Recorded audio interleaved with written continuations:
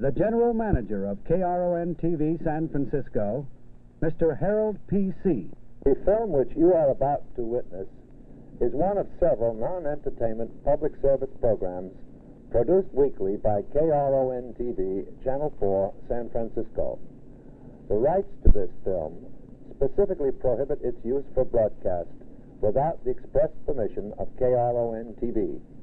The management of KRON-TV hopes you will derive some benefit from this presentation, and we solicit your comments.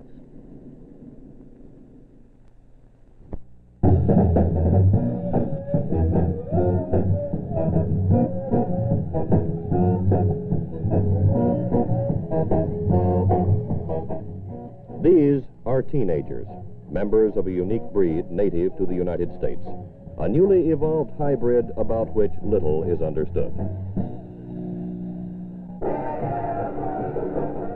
They come in all varieties, all colors, sizes, and shapes. They're tall and short, fat and thin, young and young, rich and poor.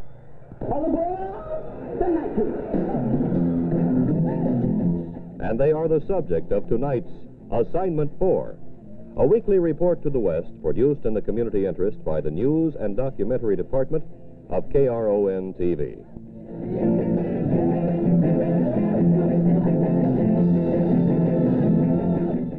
Tonight, a look at America's affluent teenager. Most adults are aware, to a greater or lesser degree, of the teenager.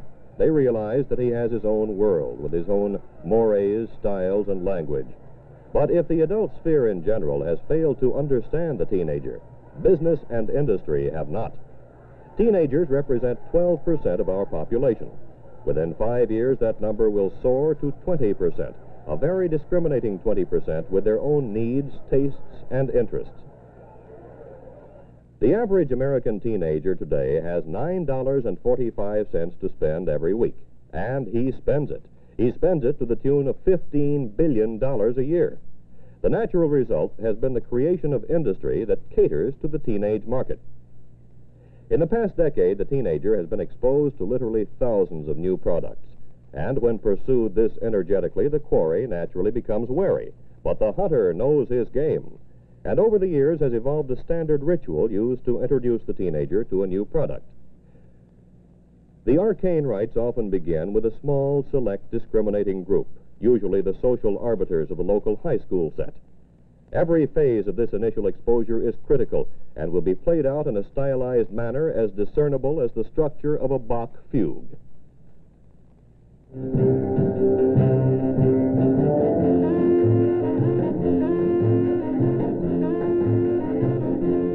Usually held at prestigious establishments, these first contacts prelude and surround the business at hand with people and sounds of social import to the prospective consumer.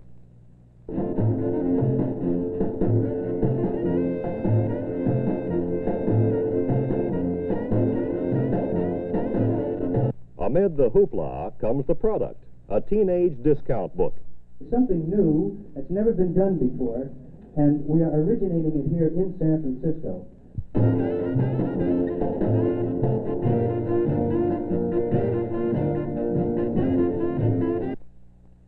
As I said, we're catering to the desires, the interests, and the dreams of youth, which we plan on doing throughout the country.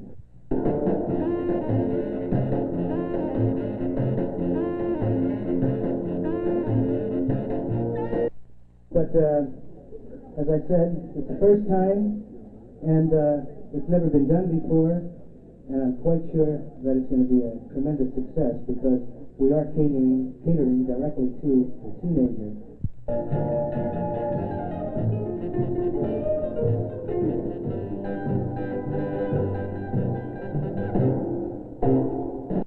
As I said again, we're going to the desires and interests and dreams of youth. Last year, business and industry catered to the desires, interests, and dreams of American teenagers to the tune of $15 billion. The Teenage Fair is a showcase of all that's exciting and wonderful to the teenager. In a recent 10-day stand in the Bay Area, it drew nearly 200,000 people. Its attraction, over 80 rock and roll bands playing constantly, if not simultaneously, and a forum for commercial exhibitors. One of the fair's producers, Hal Sloan. Well, the explosion of this market that we're witnessing right now stems from the post-war baby boom after World War II that we all know was the largest in history, and the children born between roughly 1945 and the early 50s are now that teenage group. The main thing is the tremendous amount of affluence that is accrued to this group. Now, whatever the reasons for it are, why parents may be a little more indulgent, or maybe it's just that there are so many more of them now, but the fact remains that they have so many more dollars to spend, and not only do they have more money themselves to spend than ever before, but even more important is the influence that they have on family spending. In a moment, we'll see what this means to the businessman, the family, and the American teenager. As a matter of fact, it goes right along with a general lack of complete communication between teenager and adult. I think that any of us, if we inspected this carefully, would find out that about the time we leave the world of teendom, get into at least mid-20s, and can halfway be considered a mature adult, that even though we may try and think we understand, we really don't understand. We forget very soon exactly how we felt at that age.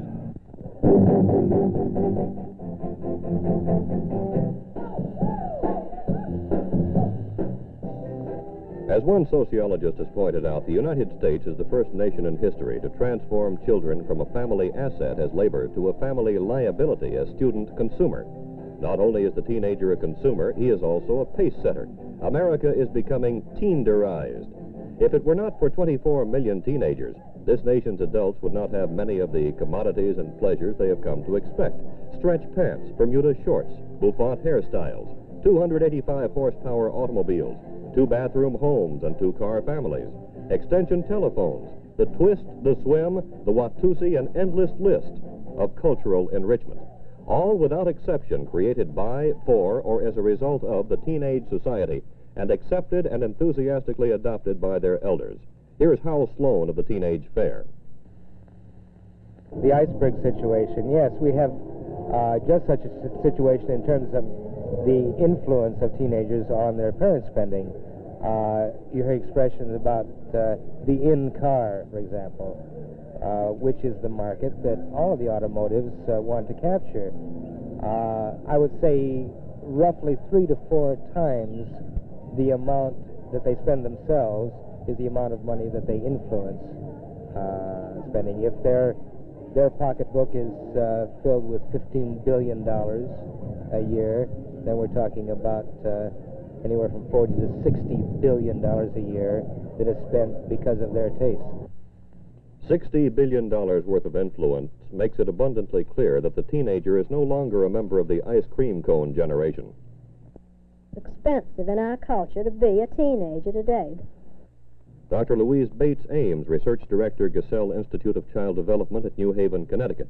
I mean, just the actual physical cost of keeping yourself clothed and being transported and dates and lunches and all this thing is tremendous. So I think we have to accept the fact that it's pretty expensive, even if the teenager tries hard. And then, in addition, is the fact that teenagers are great accumulators. A girl isn't satisfied with 2 sweaters. She wants 5 sweaters, and whatever it is that boys have that matches that. They want a great deal. This is natural for them to have tremendous appetite for things as well as for food. In addition to natural appetites, the fact is that teenagers are maturing much earlier. Hal Sloan has been observing this in the teenage entertainment business for over 15 years.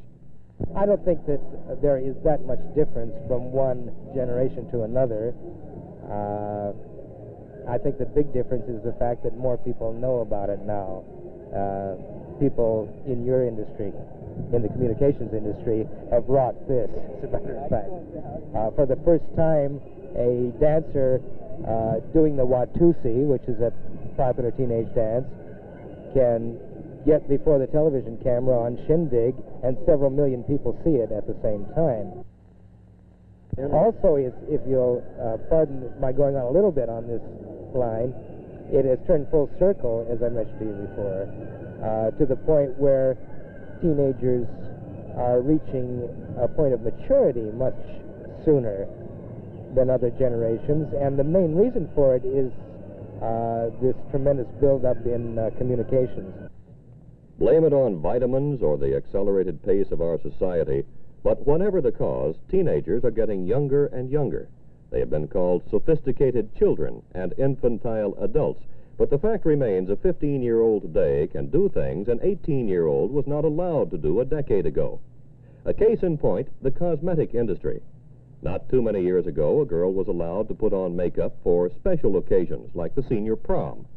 Today, 13-year-old girls are, if not expert, at least prodigious in their use of makeup.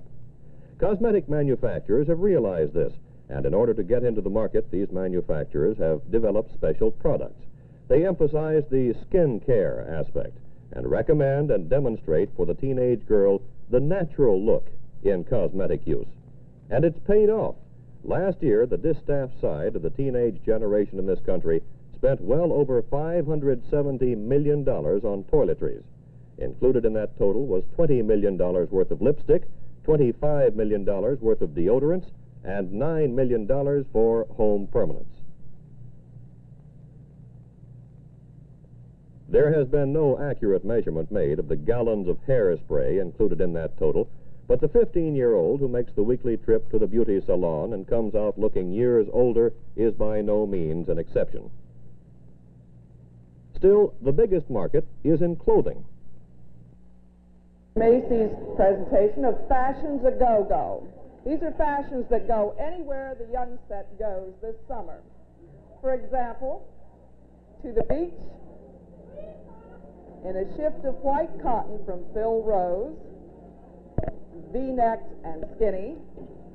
She wears it with a bright red polka dot popsicle scarf, a couple little bracelets, and her B.F. Goodrich shoes, which coordinate beautifully. Of the 15 billion teenage dollars, almost 25% of them, some $3.6 billion a year, is spent by girls on clothing. The result has been that stores have developed separate departments with exclusive lines aimed directly at the teenage girl. Has recognized our young friend for a very long time. However, it's just been in the last 10 years that we set up a special home for her on the fashion floor, and that we embarked on our current high-set program. June Arney is the high-set buyer for all Macy's California stores. Primarily, we aim at having exactly the right merchandise for her in our department. Nothing at all is ever purchased for this department that isn't suitable, fashion right, value right for this young customer. The world of teenage fashion runs at a considerably faster pace than do adult fashions. But what is it that the fashion-conscious teenager is looking for, and what influences her decision? This was the question we put to Shirley Frericks, assistant buyer in the Macy's high-set department. She's very much influenced by her peer group. They set the trends, they set the standards, they are her value judgments. Whatever the person in her peer group is wearing, whom she looks up to as the leader of the group, then this is the fashion that she would be wanting to wear. Macy's has capitalized on this peer group pace-setter idea by creating what they call their high-set advisory board, a group of girls representing each high school in the area. The girls are chosen for their leadership, scholastic ability, and their interest in fashion.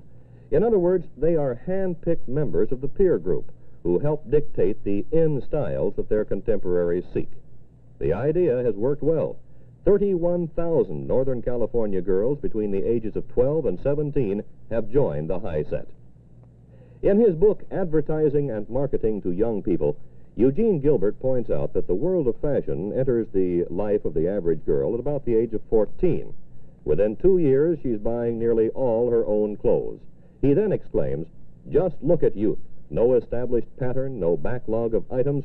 It definitely has been established that because he is open-minded and desires to learn, he is often the very first to accept new and forward-looking products." The High-Set Club members get regular mailings of the High-Set newsletter. It contains fashion bulletins. It contains contest information, everything and anything that has to do with the High-Set interests.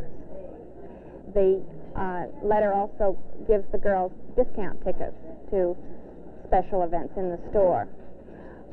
All of the High-Set Club members are entitled to charge accounts with their parents' approval, of course. Parental approval. How much does the parent have to say about a son's or daughter's spending habits? Again, Dr. Ames of the Gesell Institute. I would say that as far as money goes, this is one area where a parent does have a reasonably good control. The child isn't going to have more than you give him. He may make a lot of fuss about it and may make things unpleasant for you, but unless he's an earner, and the younger teenagers aren't, he really doesn't have large quantities of money to disperse unless you give it to him. The girl of today has her own money to spend. Shirley Frericks of Macy's. Her parents are more likely to let her go with her friends to see what she wants. They do an awful lot of browsing together. Depending on the amount of the purchase, the parent is consulted or not. Sometimes they're just given to use their best judgment, but more often than not, they come with other girls. Sometimes with their boyfriends, too, but not often with parents. As one sociologist put it, if you can buy as an adult, you are an adult. The teenage fair held at the San Mateo County Fairgrounds during this last spring school break points up very well the adult buying power of the modern teenager. Serenaded by rock and roll, nearly 200,000 Bay Area citizens, most of them presumably under the age of 20, were exposed to the latest word in fad and fashion. Much of what they choose to accept in their ever-changing world of taste will be assimilated by their parents. The dress or the bathing suit being modeled here today will be seen around town or on the beach this summer, on the daughter and on her mother. And note the shoes from B.F. Goodrich, girls. You'll want to know that they have colors that coordinate with practically... As one teenage fashion magazine puts it, this is not the world of the sweet by and by, but the much sweeter now and now. But business is not worrying too much about the by and by. That looks pretty sweet, too. Dr. Ames.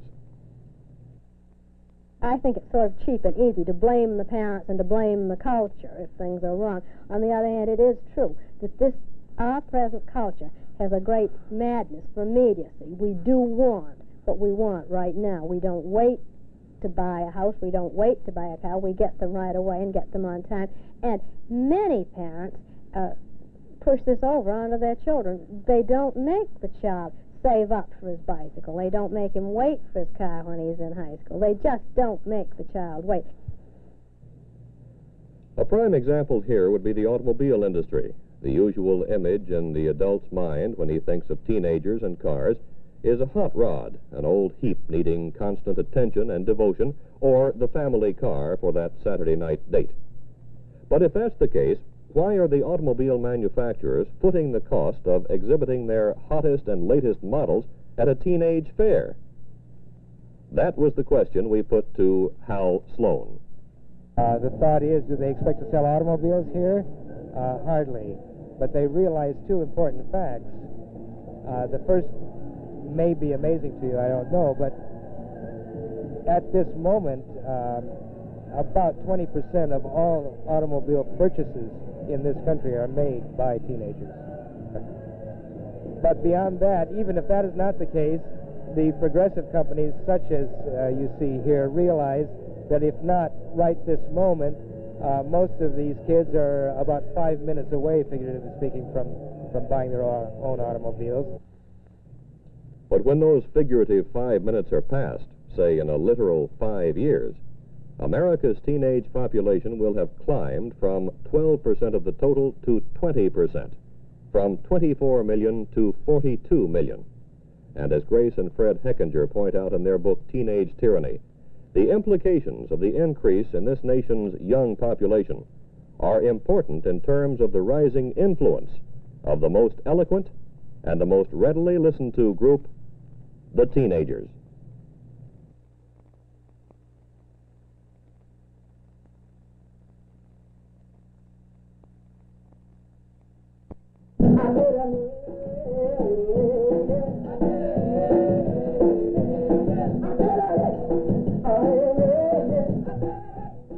According to Dr. Louise Bates Ames of the Gesell Institute, one of the natural and endearing things about teenagers is their tendency to exaggerate.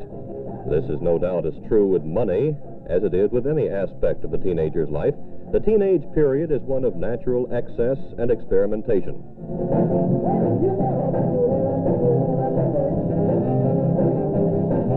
But this does not mean the teenager is gullible or uncertain about what he wants, at least in a material sense. Given these criteria, how does a merchandiser go about attracting this vocal, viable, and voluminous market? This was the question we put to Macy's of California teenage fashion buyer, June Arney.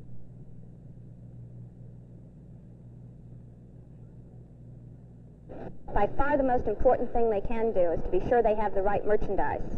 No amount of gimmicks or anything else will attract that customer unless the look is right, the fashion is right. They go about it in different ways. One way is to take surveys and to go out and meet the customer and talk to her and ask her what she wants. And it's amazing how accurate many of these surveys have been. Many are working on national projects and national contests for which they're giving valuable prizes. Probably the most favored prize of all is a scholarship. Other manufacturers approach this market in a much less organized fashion, but they always have their ear to the ground for new ideas. These are the people who know teenagers, talk to them, know what their latest favorite songs are, their favorite celebrities, the newest dance steps. These people talk the language of the teenager. Or as Hal Sloan told the San Francisco Advertising Club, don't talk to him at all, but get the other members of his group to talk to him for you. Because teenagers identify more with their group than with themselves. Probably the first industry to appeal to the group instead of the individual was the music business. Today, the group sound of teenage music has paid off. Since the early 50s, when the teen rock sound became predominant on many radio stations and most jukeboxes, music has come to be one of the most important things in a teenager's life. Last year, the teenage market accounted for 25% of the sales in the record industry. And when they're not buying or listening to records, they turn on the radio. For a deafening 2 to 4 hours a day, the average teenager has that transistor clutched to his or her ear. And when the music isn't playing, the DJ is selling and the teenager is buying. They're buying 35% of the movie theater tickets and influencing Hollywood. They're spending $1.5 billion a year on entertainment and making millionaires out of men hardly out of their teens themselves. Paul Anka, Elvis Presley, the Beatles. The list goes on and on and on. They create their own favorites, their own beauty queens, and style kings. The day of the 18-year-old girl buying her first formal for the senior prom is long gone. Today, advertising appeals to and persuades 14-year-olds to buy their hope chest now. Select the silver and china and get ready for the day when they meet the right boy. And that's not too far off either. We would like to add one final statistic to a program laden with statistics. The peak age of marriage for American women now stands at 18, and 1/3 of all first children in the United States are born to mothers aged 20 years or less. So American teenagers are not only getting younger, they're also getting older sooner.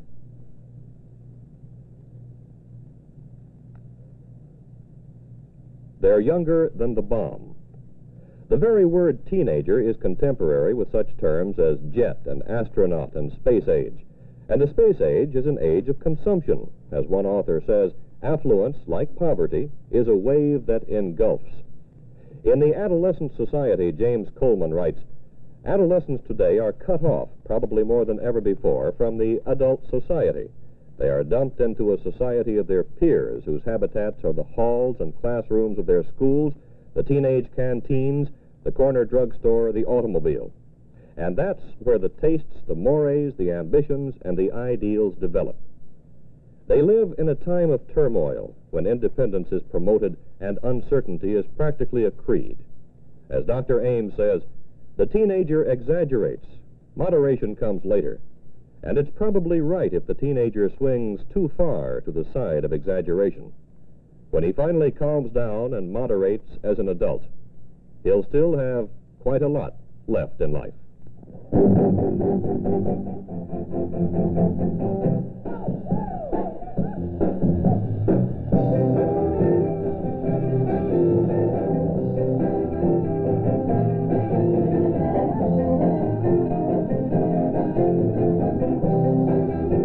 Assignment 4 is produced each week at this time in the community interest by the News and Documentary Department of KRON-TV.